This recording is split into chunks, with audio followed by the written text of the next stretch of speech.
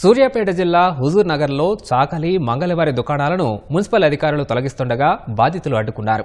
రోడ్డుకు అడ్డుగా పడుకొని ధర్నాకు దిగారు. 40 ఏళ్లుగా బార్బర్ షాప్ ద్వారా జీవనం సాగిస్తున్నామని నోటీసులు ఇవ్వకుండా తొలగించడమేటని ప్రశ్నించారు. పొట్టకూటి కోసం దుకాణం నడుపుతున్నామని, స్థలాలు కబ్జా చేయలేదని వాపోయారు. తమకు న్యాయం చేయాలని బాధితులు కోరుతున్నారు.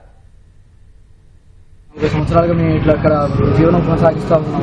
పొట్టకూటి కోసం మా పిల్లల్ని, నా తల్లి, నా పిల్లల్ని అందరినీ కూడా ఏ షాప్లో జీవనం మా తాతగారి కానించి 40 సంవత్సరాల కానించి మేము ఇక్కడనే జీవనం కొనసాగిస్తున్నాం. మా నాన్న తర్వాత నేను కూడా ఇస్త్రీ చేసుకుంటా ఇక్కడ జీవనం సాగిస్తూ ఉన్నాను. అయినా కానీ ఇక్కడ ఒక వ్యక్తి వాళ్ళ యొక్క అధికార పార్టీలో ఉన్న ఆ వ్యక్తి అధికార మతంతో వాళ్ళ కమిషన్లో వచ్చి ఎటువంటి రోడ్డుకి జీవనం సాగిస్తుంటే మేము తీస్తామని చెప్పేసి సామాన్లు చదువుకున్నా కానీ ఆ సామాన్ల కోసం అర్జెంట్ ఖాళీ చేపించి ఇవాళ జేసీబీ తీసుకొచ్చి ధ్వంసం చేసేది స్వామి. ఇక్కడ చేసుకుంటున్నాం కానీ దీని మీద మా ఫోటో ఇవాళ మా జీవనోపాధి లేకుండా మమ్మల్ని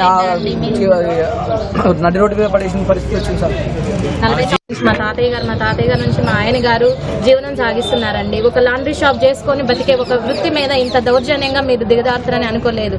పైన ఎంత ఒత్తిడి చేశారో దాని వల్ల కూడా మమ్మల్ని కూడా చాలా ఒత్తిడి చేస్తున్నారు. దౌర్జన్యం చేసి మా షాపుల్ని దర్శనం చేయడానికి చూస్తున్నారండి. మేము చేసుకునే వృత్తి ఒక బిజినెస్ పెట్టలే, మేమేం పెట్టలేదు. కష్టపడి ఇస్త్రీ చేసుకుని బతికే వాళ్ళకి ఇంత అన్యాయమా? ఎక్కడ ఏమి ఒక పేద మనిషి మీద ఇంత దౌర్జన్యంగా దిగదారుతానని అనుకోలేదు.